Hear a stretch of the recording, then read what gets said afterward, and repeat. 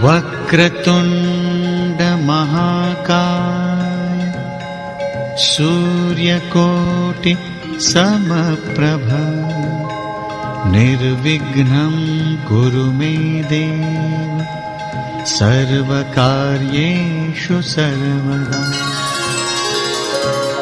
महाभारत काल में इतनी अजीबो घटनाएं घटी। एक दानव और एक मानव का भी विवाह हुआ और उनसे एक पुत्र की भी प्राप्ति हुई। ये आप सब लोग जानते ही होंगे कि दानव और मानव का मिलन महाभारत काल में मिलता है। कुछ लोग जानते हैं, कुछ लोग नहीं जानते। ये कथा है महाभारत काल की, जब कौरवों का षड्यंत्र लाक्षागृह के रूप में सामने आया। कौरवों ने पांडवों के साथ षड्यंत्र रचा। इस बात की सूचना जब विदुर जी को हुई तो उन्होंने पांडवों को संदेशा भिजवाया और कहा कि आप एक सुरंग का निर्माण कर लीजिए। कौरवों ने आपके साथ धोखा दिया है। ये महल जो है लाक्षागृह, इसे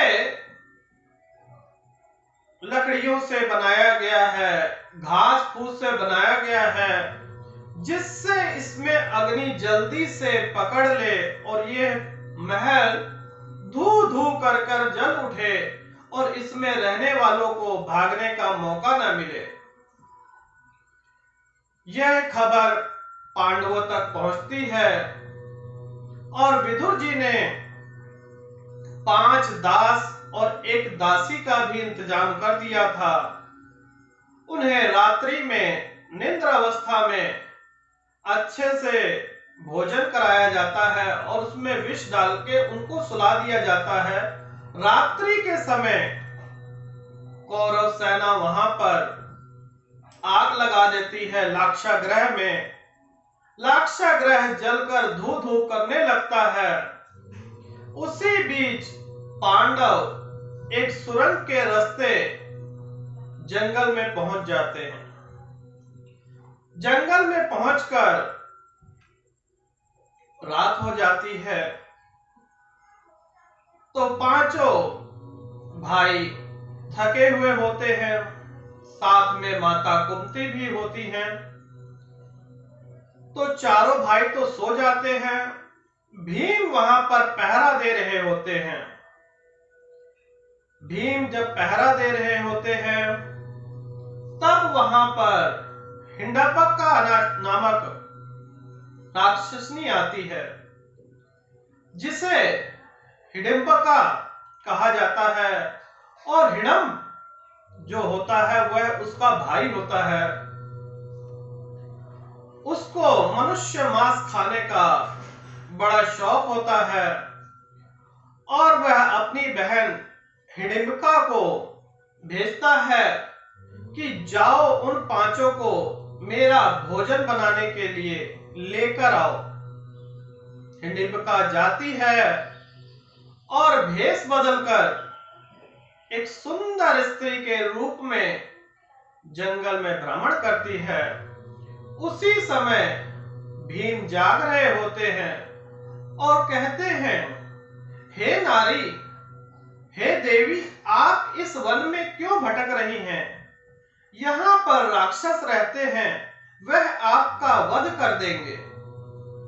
अच्छी अच्छी बातें सुनकर हिडिंबका का दिल पिघल गया और उसे अपना असली रूप भीम को दिखाया और कहने लगी, मुझे आपसे प्रेम हो गया है, लेकिन मेरा भाई जो है वह आपका भोजन करना चाहता है।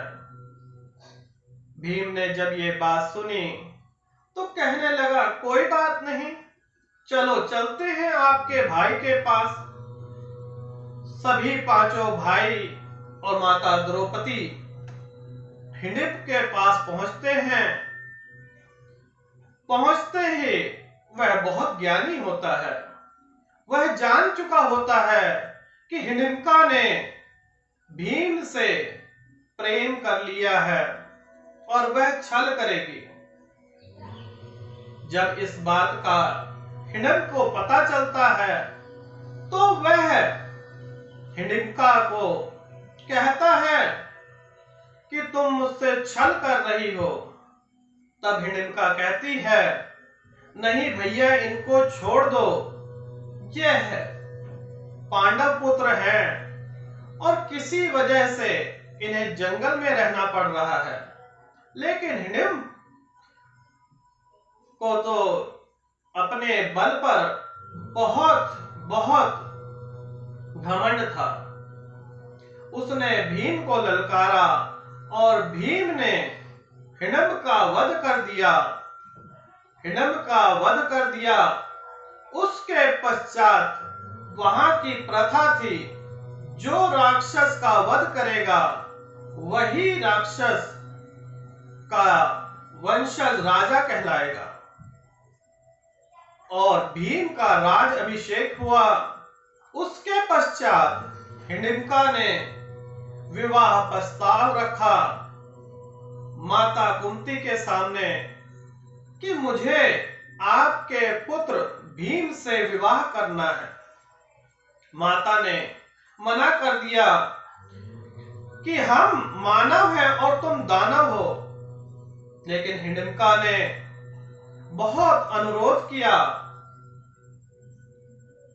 तो माता ने अनुरोध करने के उपरांत माता मान गई और माता ने कहा, ठीक है, लेकिन मेरी भी एक शर्त है, जब तुम्हें पुत्र प्राप्त हो जाएगा तो हम ये जंगल छोड़ देंगे।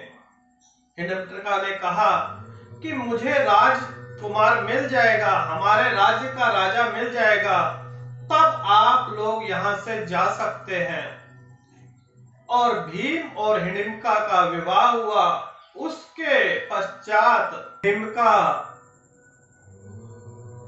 का पुत्र और भीम का पुत्र घटोत्कच पैदा हुआ। उसका नाम घटोत्कच रखा गया। और हिडिंबा ने कहा कि आप अपने पुत्र का 3 बार नाम लेंगे, वह आपके सामने प्रकट हो जाएगा। उसके उपरांत पांडव आगे जंगल छोड़कर, हिडिंबा को छोड़कर आगे वन में चले जाते हैं। आप लोग जानते हैं, युद्ध में 3 बार भीम ने अपने पुत्र का नाम लिया और उन्होंने किसका वध किया था, यह कथा आगे विवरण में मैं आपको समझाऊंगा। तो मुख्य कारण क्या था कि एक दानव और एक मानव का विवाह हुआ। ये तो लीला है प्रभु की। और ये लीला क्यों रची गई? ये श्री कृष्ण भगवान की लीला थी।